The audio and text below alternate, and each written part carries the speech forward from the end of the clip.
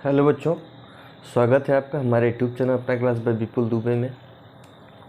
हम class 9th की mathematics की बुक का सेकंड चैप्टर पॉलिनोमियल्स है बहुपद डिस्कस कर रहे हैं।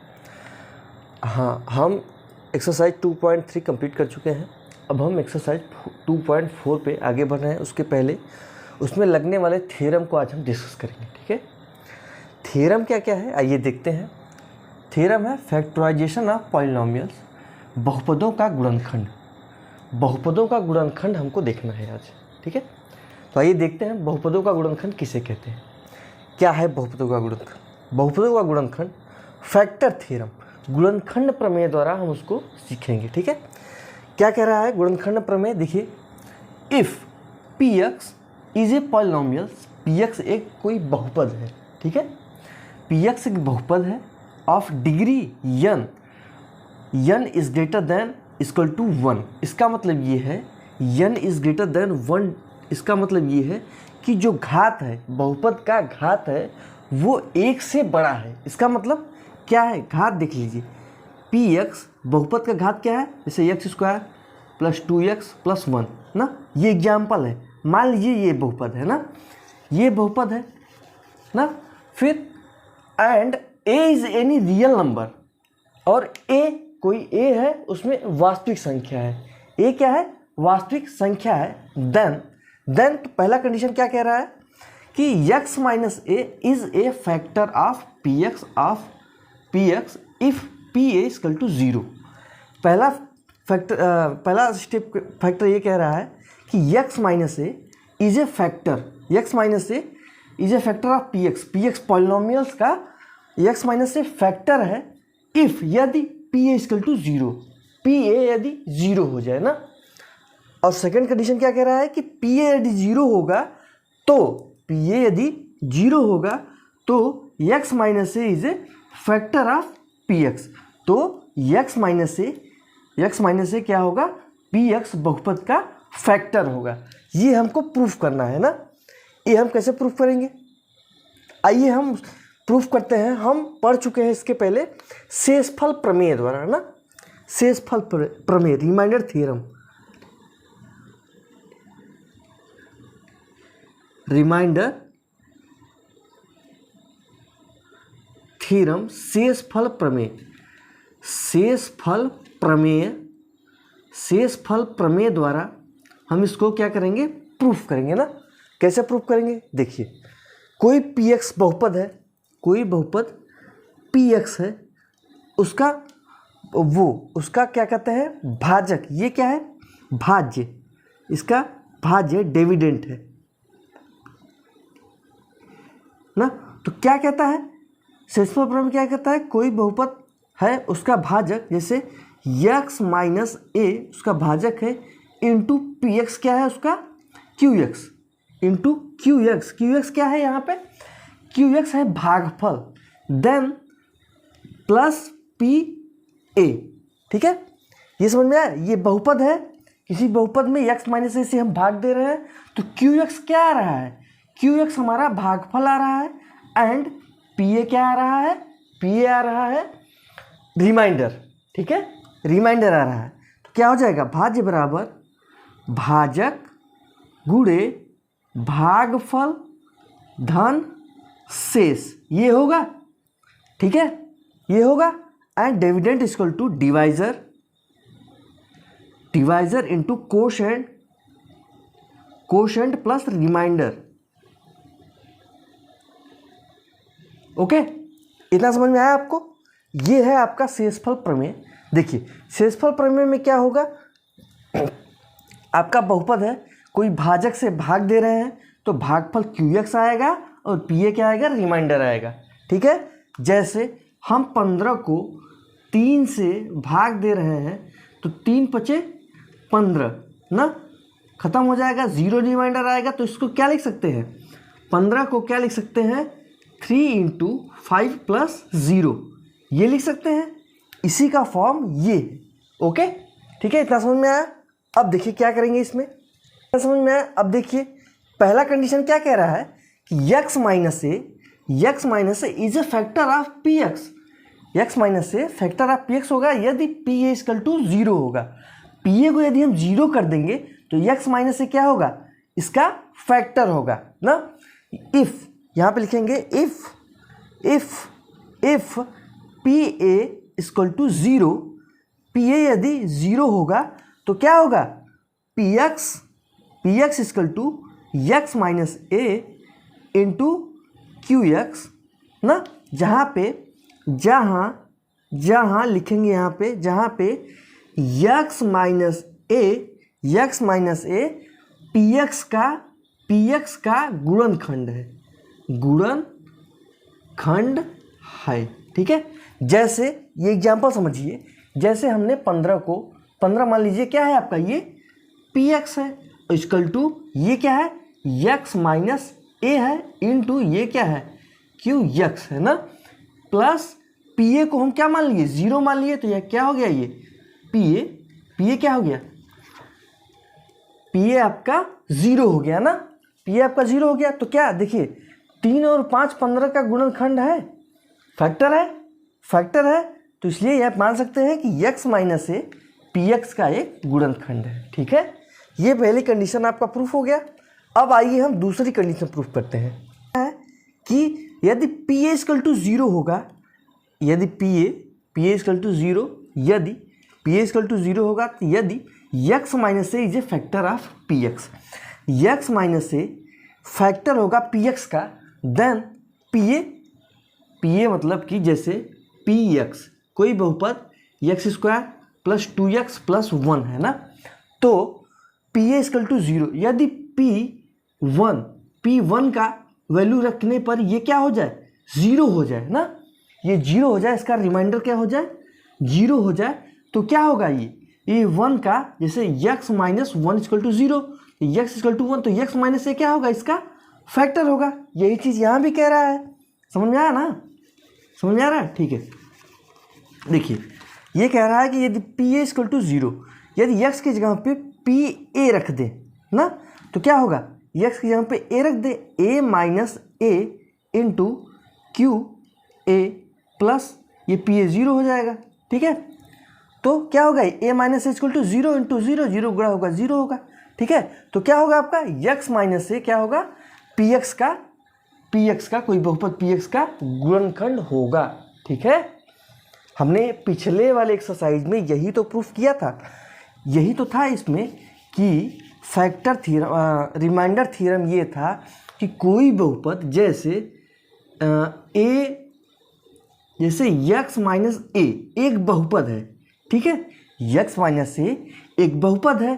अब यदि ये पहला कंडीशन कह रहा है कि यदि पी ए इक्वल टू 0 ना, यदि पी ए मतलब x की जगह पे a का मान रख देंगे तो ये क्या होगा, 0 हो जाएगा। तो x माइनस ए, जो x माइनस ए है, ये इसका फैक्टर होगा बहुपद का, ठीक है। x माइनस ए मतलब ये भाजक, ठीक है, भाजक, डिवाइजर ये क्या होगा, उसका फैक्टर होगा, ठीक है, समझ में आया। जैसे 15 को यदि हम 6 से भाग देते हैं ना, 3 से, 14 को 2 से भाग देते हैं तो 2 सत्ते 14। अब इसके थ्रू समझिए, जैसे कोई बहुपद क्या है, पी एक्स क्या है, 14 है ना, ये बहुपद है मान लीजिए। अब इसको हम 2 से क्या कर रहे हैं, भाग दे रहे हैं, 2 से भाग दे रहे हैं, तो क्या हो जाएगा, ये डिवाइजर 2 से हम भाग दे रहे हैं ना, ठीक है। कोई बहुपद x माइनस ए से हम भाग दे रहे हैं। अब P A equal to 0, P A मतलब कि 7 की वैल्यू जो है 0 रख देंगे हम ना, जो बहुपद है वहाँ पे x के स्थान पे हम 0 रख देंगे, तो क्या हो जाएगा, x माइनस ए क्या होगा, उसका बहुपद गुणनखंड होगा, फैक्टर बहुपद का गुणनखंड होगा, ठीक है।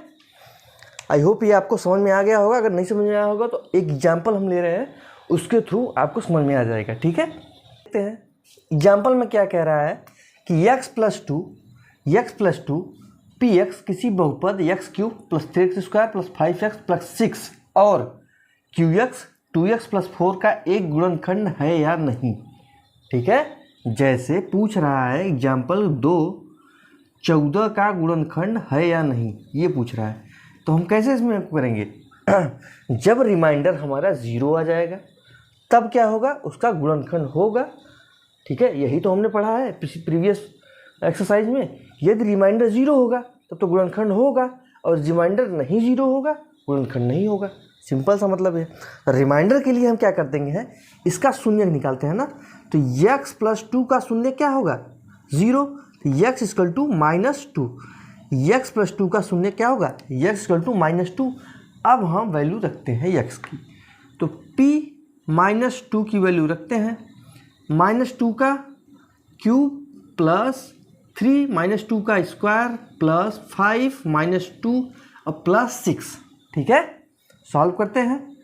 -8 ये हो जाएगा 2 दूनी 4 तिहाई 12 प्लस 12, क्योंकि माइनस माइनस प्लस हो जाएगा। ठीक है, और प्लस नहीं माइनस होगा ना, 5 दूनी 10, यहाँ में माइनस है तो -10 और प्लस 6। अब देखिए क्या होगा, -8 + 12 क्या होगा, +4 -10 और +6 प्लस -4 तो +4 -4 कट के क्या हो जाएगा, 0। इसका मतलब कि x + 2 px x³ + 3x² + 5x + 6 का गुणनखंड है। ठीक है, अब हम ये बहुपद मिलाते हैं, इसका शून्यक -2 है, अब इसमें रखते हैं q -2 = 2 -2 + 4, तो 2 - 2 2 2 4 2 दूनी 4 2 2 4 प्लस 4, ये भी क्या आ गया, 0 आ गया। इसका मतलब बहुपद x + 2 बहुपद ये भाजक है ना, भाजक x + 2 बहुपद x³ + 3x + 5x + 6 and 2x + 4 का एक गुणनखंड है। ठीक है, रिमाइंडर आपका 0 आ गया दोनों में। इसका मतलब x + 2 दोनों बहुपदों का गुणनखंड है। ठीक है, ओके, समझ में आया आपको। अब चलते हैं दूसरा मेथड क्या कह रहा है ये देखते हैं। आइए नेक्स्ट देखते हैं, factorization of polynomials x² + bx + c by splitting the middle term ना।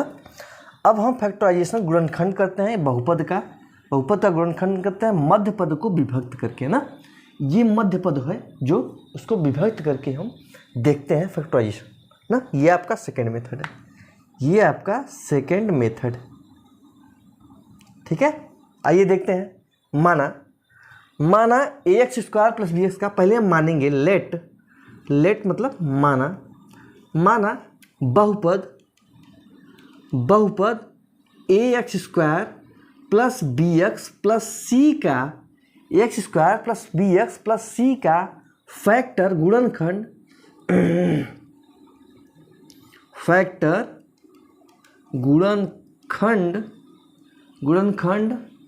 px + q, गुणनखंड px + q and rx + s है। ठीक है, माना किसी बहुपद x² + bx + c का फैक्टर गुणनखंड px + q and rx + s है ना। जैसे 15 का गुणनखंड क्या है, 3 एंड 5, इसके बराबर हम ऐसे लिख सकते हैं। तो इसको हम कैसे लिख सकते हैं, ऐसे ax² + bx + c = px + q and rx + s, ऐसे लिख सकते हैं। ठीक है, अब आगे चलते हैं। अब इसको हम मल्टीप्लाई करते हैं ना, तो क्या होगा, px², px का rx में गुणा करते हैं प्लस px का s में करते हैं ना, तो psx प्लस, अब q का rx में करते हैं कि qrx और q का s में करते हैं प्लस qs। ठीक है, गुणा हो जाएगा। अब देखिए ax² + bx + c = अब देखिए prx² को हम ऐसे ही लिखते हैं, एंड जो x इसमें कॉमन है इसको हम अलग से लिख लेते हैं, प्लस ps + qr के x कॉमन है ना, ऐसे लिखते हैं, प्लस qs। ठीक है, ऐसे हम लिख सकते हैं। अब देखिए नेक्स्ट क्या होगा, कि दोनों का हम तुलना कर लेते हैं ना, दोनों का तुलना कर लेते हैं। तो दोनों पक्षों का तुलना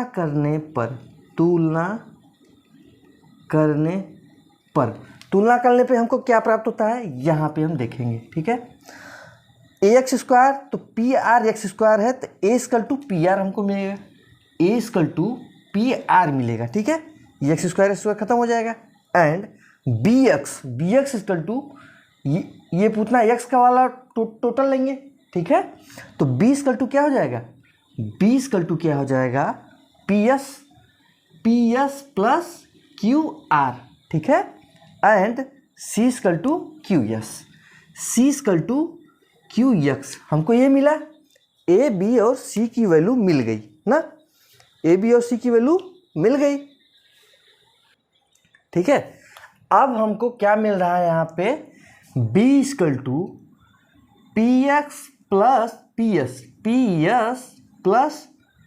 क्यू आर। हमको b equal to P S plus Q R मिल रहा है, जो बराबर है किसके, P S into Q are equal to P R into Q X के, ये बराबर है।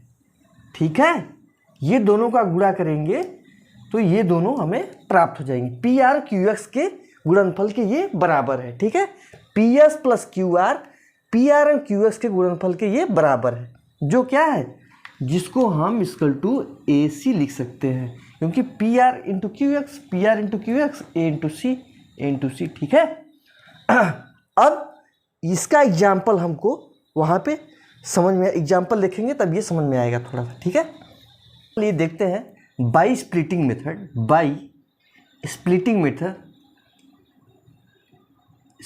मेथड मतलब मध्य पद को, बाई स्प्लिटिंग मेथड मध्य पद को विभक्त करके हमको देखना है। ठीक है, इसको फैक्टराइजेशन करना है मध्य पद को विभक्त करके। हम इसको इसलिए लिखे हैं क्योंकि हम बाद में इसको प्रूफ करके दिखाएंगे आपको। ठीक है, हमको 2 नंबर चाहिए, 2 नंबर ऐसे चाहिए जो p plus q equal to क्या हो, 17 हो, p plus q equal to 17 हो, and p into q equal to क्या हो, p equal to q equal to p into q equal to 30 हो, p into q equal to 30 हो, क्योंकि हमें ps plus Q R equal to दोनों करना है। ठीक है, तो p plus q p into q, p plus Q and p into Q. ठीक है, p plus Q and p into Q. ठीक है, ये समझ में आ रहा है आपको। हाँ, तो 2 पद हमको ऐसे प्राप्त करने हैं जो जोड़ने पे क्या हो, 17 हो, p प्लस क्यू 17 हो, और गुणा करने पे 30 हो। तो क्या करेंगे हम देखिए, 30 को पहले हम क्या, 1 इंटू 1 और 30 को गुणा करेंगे, ये 1 मिलेगा, और 2 और 15 को करेंगे, ये 2 पेयर मिलेगा, 3 और किसको करेंगे, 10 को करेंगे ना, 3 और 10 को करेंगे, 2 पेयर हो गए, 1 पेयर 2 पेयर 3 पेयर, एंड और क्या होगा, 4 इंटू क्या होगा, 4 नहीं 5 इंटू 5 है 6 ना, 5 और 6। ठीक है, ये हमको एक पेयर, ये 2 पेयर, ये 3 पेयर एंड ये 4 पेयर मिले, जो हमको गुणा करने पे 30 प्राप्त हो जा रहे हैं। लेकिन क्या जोड़ने पे भी 17 आ रहा है। ठीक है, गुणा करने पे 30 तो मिल रहा है, लेकिन जोड़ने पे इसको 17 आ रहा है, 30 प्लस 31 15 2 17, इसको प्लस करने पे क्या आ रहा है, 17 आ रहा है। ठीक है, ये 30 आ रहा है, 10 3 13 आ रहा है, ये 6 5 11 आ रहा है। ठीक है, तो हमको क्या मिला, 2 और 15 मिल गए। ठीक है, हमको क्या मिला, 2 और 15 मिल गए। क्या मिला, 2 एंड 15। ठीक है, अब हम इसको कैसे लिखेंगे, देखिए 6x square plus 2x plus 15x plus 5 equal to 0। Okay, इसको ऐसे लिखेंगे, 2 और 15 को हम इसको ऐसे लिखेंगे, मध्य पद को विभक्त हो गया, ये 2 पदों में स्प्लिटिंग मेथड है, तो मध्य पद को विभक्त हमने कर दिया। अब देखिए क्या करते हैं, 2x को हम कॉमन ले लेंगे, तो क्या बचेगा यहाँ पे, 3x प्लस 1 बचेगा, ठीक है। एंड इस इधर क्या लेंगे, प्लस 5x, 5 को कॉमन लेंगे तो क्या बचेगा 3x प्लस 1, ये भी बचेगा इक्वल टू 0, ठीक है। 5 को कॉमन लेंगे, 5 3 जा 15, 5 3 15, 5 1 का 5, फिर 3x यहाँ पे कॉमन है तो 3x plus 1 and 2x plus 5 equal to 0। ये आपका क्या आ गया, फैक्टराइजेशन बाय स्प्लिटिंग मेथड, ठीक है। ऐसे हमको करना है। कोई दो नंबर लेंगे जो जोड़ने पे मध्य पद आए और गुणा करने पे दोनों पद का मल्टीप्लिकेशन आए, इसका एंड इसका, प्रथम पद एंड लास्ट पद का, ठीक है।